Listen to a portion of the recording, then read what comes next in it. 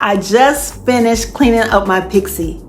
And then I thought, wait a minute, I should have filmed this. So here it is, you can see it. And so I figured I'd just come on here and just show you what I did. And I've got some B-roll so that you can actually see the little techniques I'm talking about. Now y'all already know that I like to keep my hair really short, but you see these?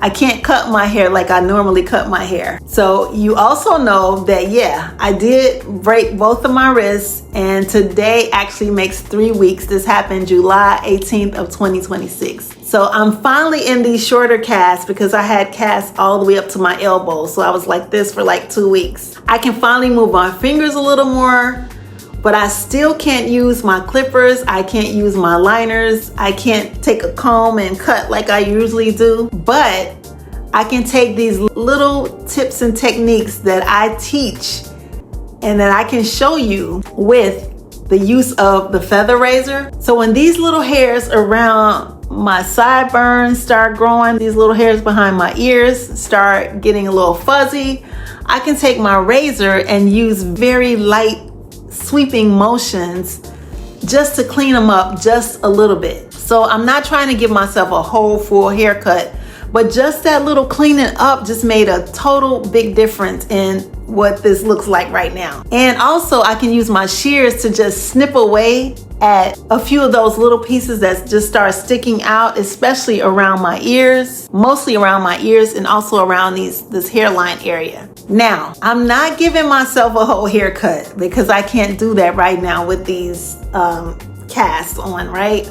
I'm simply refreshing what I already created and stretching the life of my cut until I'm actually able to use these fingers like I was able to use these fingers and these arms and wrists again. Now, once I've got it cleaned up, I showered, shampooed my hair, I have these gloves that I put on to keep everything dry. And then I shampooed, and afterwards I can add a little styling foam, which is mostly what I use, or you can add a little gel if that's the look you're going for, to just smooth everything back into place. And so this is the look after I came from under the dryer. I just molded it a little bit.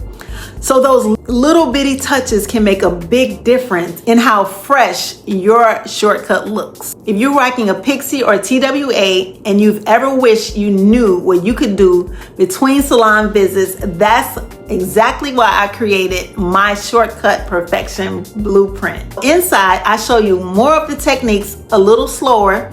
I use with the clippers, the feather razors, the shears, plus a few styling tips as well. And some of the products that I reach for to keep my shortcut looking fresh. And there's also this bonus video inside of the blueprint just to talk about how you can upgrade your Pixie, how you can style your Pixie with headbands, all kind of accessories, scarves.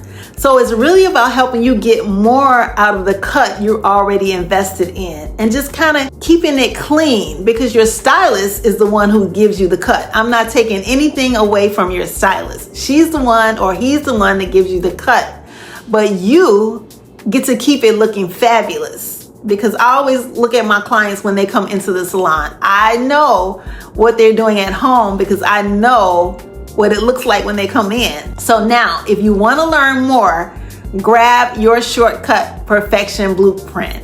So what you want to do always is keep that shortcut looking good. So now, if I can keep my shortcut looking good with these casts on, you can keep your shortcut, your Pixie or TWA looking good with the shortcut perfection blueprint. Peace.